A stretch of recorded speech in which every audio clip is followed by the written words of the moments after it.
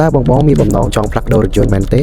នៅក្រុមហ៊ុន Toyota Plus យើងខ្ញុំមានទទួលដោះដូររថយន្តគ្រប់ប្រភេទនិងគ្រប់ស៊េរីឥឡូវនេះយើងមានការបញ្ចុះតម្លៃពិសេសសម្រាប់លក់និងដោះដូរជូនអតិថិជនទាំងអស់គ្នា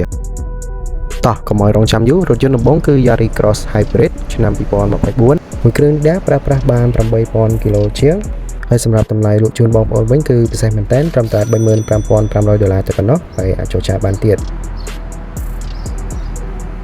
សម្រាប់រថយន្តបន្ទាប់គឺប្រភេទ Corolla Cross ប្រើសាំងឆ្នាំផលិត2021ហើយប្រើប្រាស់បាន